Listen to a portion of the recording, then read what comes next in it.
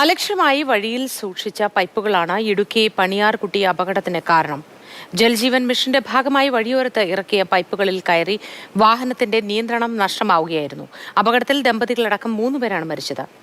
വിശദാംശങ്ങളുമായി ജെയിൻ എസ് രാജു ചേരുന്നു. ജെയിൻ, ഈ ജൽജീവൻ മിഷന്റെ പൈപ്പുകൾ അവിടെ വഴിയോരത്ത് അങ്ങനെ അലക്ഷ്യമായി സൂക്ഷിച്ചിരുന്നത് പെട്ടെന്ന് കാഴ്ചയിൽ പെടാത്ത തരത്തിലായിരുന്നോ?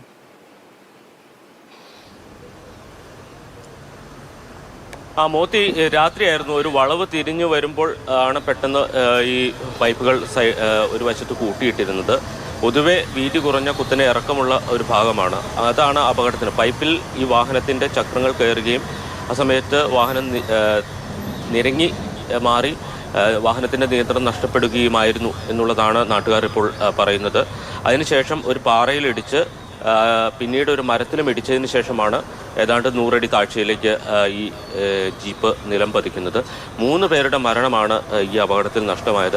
വഴിയരികിൽ ഇത്തരം പൈപ്പുകളൊക്കെ കൂട്ടിയിടുമ്പോൾ അക്കാര്യത്തിൽ അവിടെ ഒരു അപകട സാധ്യത ഉണ്ടോ എന്ന് പോലും ഇതുമായി ബന്ധപ്പെട്ട് ആളുകൾ ശ്രദ്ധിക്കാറില്ല. ജൽജീവൻ മിഷന്റെ ഭാഗമായി പൈപ്പ് ലൈനുകൾ സ്ഥാപിക്കുന്നതിന് വേണ്ടിയിട്ടാണ് അവിടെ പൈപ്പുകൾ ഇറക്കിയിരുന്നത്. 3 പേരുടെ ജീവനാണ് നഷ്ടമായത്. പന്തിയാർകുട്ടി സ്വദേശികളായിട്ടുള്ള ബോസ്, റീന, അതോടൊപ്പം തന്നെ എബ്രഹാം. റീന ഒളിമ്പ്യൻ KM ബീനാമോളുടെ സഹോദരിയാണ്. 3 പേരുടെയും മരണം, ഇന്നലെ 2 പേരുടെ മരണം രാത്രി തന്നെ സംഭവിച്ചിരുന്നു.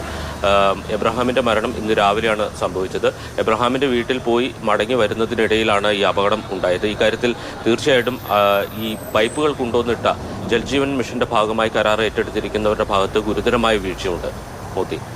ശരി ജെയിൻ.